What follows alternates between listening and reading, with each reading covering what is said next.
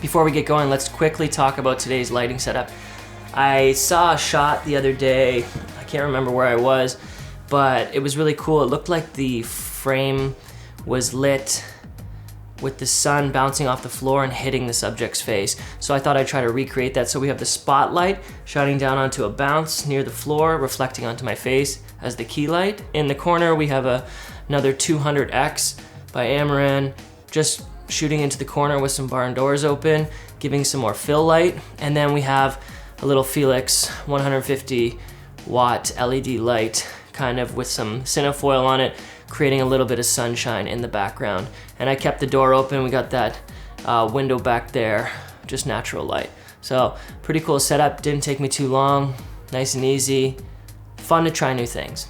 All right, moving forward, let's talk about climbing Mount Kilimanjaro and filming yourself at the same time.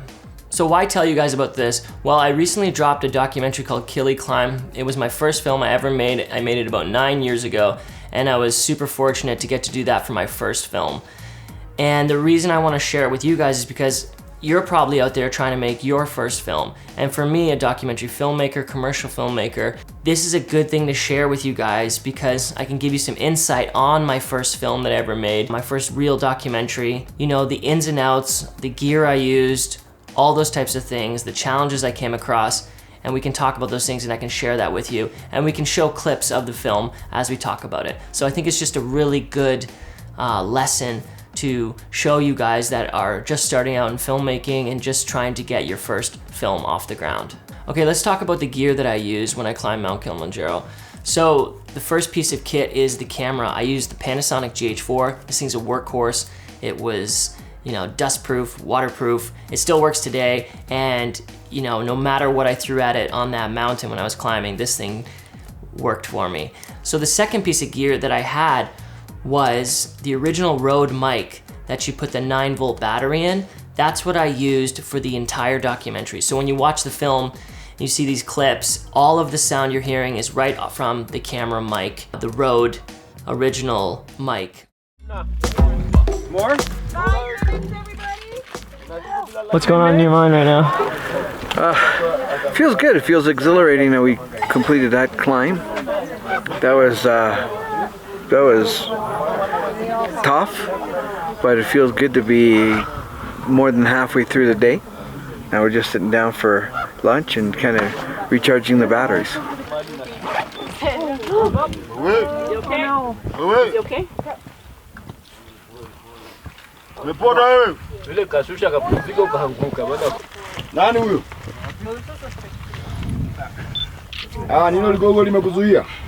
Because the tree broke. Yeah, the tree broke. Yeah. Damn trees. So why didn't I use lavaliers and stuff like that? I didn't want to use lavs because I had multiple subjects. I never knew what was going to happen. There was going to be no time to start and stop and mic subjects. So I thought the best thing to do was just have the on-camera mic, this little Rode mic, and capture everything that way. And I would make sure that I would get nice and close to my subjects, so I was picking up their audio as best as I can. And you know, you guys can judge for me, but the audio is pretty good, all things considered. You know, I wish I would have had little tiny Rode or the DJI little tiny wireless mics. Those would have been great for this situation. So maybe if you're climbing or going on an adventure trip and filming, those will work great for you, but I didn't have that option at this time. We only had the old Sennheiser G3s or G2s, and they take up a lot of space and battery, and you know, you have to scan for frequencies and all that kind of stuff. I didn't want to be up on a mountain dealing with wireless mics when things are going down and I need to film. And you'll see in the film that things happen quickly and I had to be ready to film. For memory, I had SD cards. I think I probably had maybe 3 or 4 SD cards. I was able to store the entire footage just on the SD cards. I never backed them up. I never had backups, and that's a little risky, but again, I was trying to keep things lightweight. I couldn't bring a laptop, I couldn't bring a hard drive on the mountain. There was nowhere to charge things. I did put in the budget, we had a budget for some gear. I didn't get paid for this documentary, but the people that were funding us to go and do this film and to do the climb paid for the trip, and they paid for some gear that I might need. And one of the issues we were talking about was charging batteries on the mountain. So we got this solar panel battery charger thing. I never ended up using it. Honestly, it was just too much work to set it up and charge the batteries. There's too much dust, too much rain, too much moisture. You're in the jungle at the beginning of the climb, and then you're like in a desert a couple days later, and then you're in the mountains, and then you're in the ice and the snow.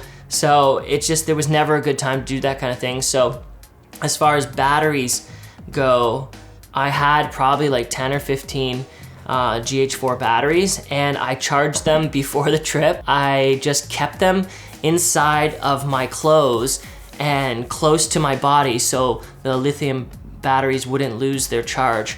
And that's what I used for the entire filming. I never charged any batteries. I just went up there with like 10 or 15 GH4 batteries, and that got me through the entire trip. I was able to capture everything through the heat of the jungle and the moisture to the dust of the rocky areas, and then finally in the snow and the ice at the peak of the mountain. What made it a successful shoot and a climb was that I kept everything lightweight. I didn't have all of this gear, all of this equipment slowing me down. I was able to capture the story as it was happening.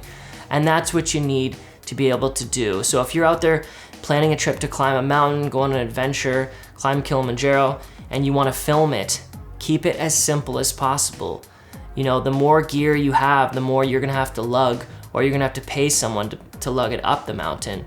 And you know, that's another thing that kind of brings me to a good point here, is that when we climbed the mountain, we had a team of porters that we paid very well to help us carry up the tents, cook food for us, and all that kind of stuff. These are all things that you have to kind of consider.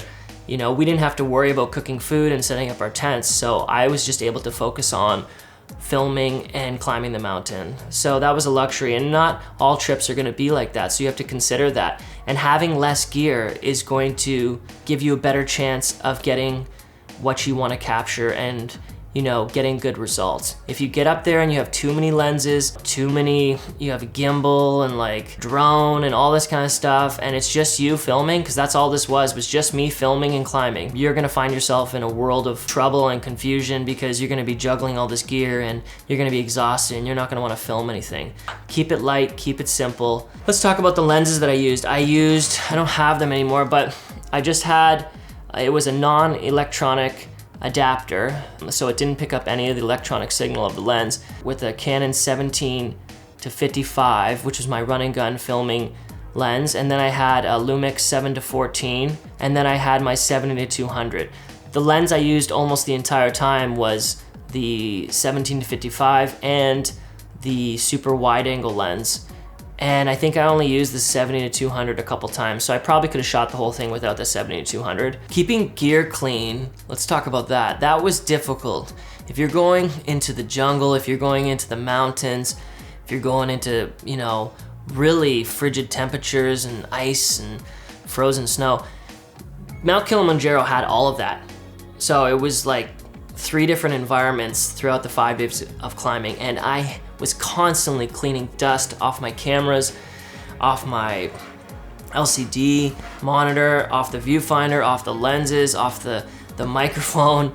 You know, it was dusty and it was raining and it was wet. So you wanna make sure you have a good cleaning kit with you, with a blower, a brush, and some cloths. And yeah, really take care of that kind of stuff.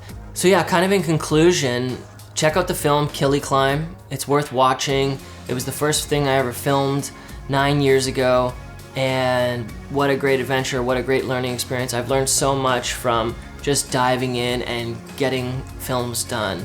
If you're out there and you want to make your own film, you want to make your own documentary, just get out there and start shooting.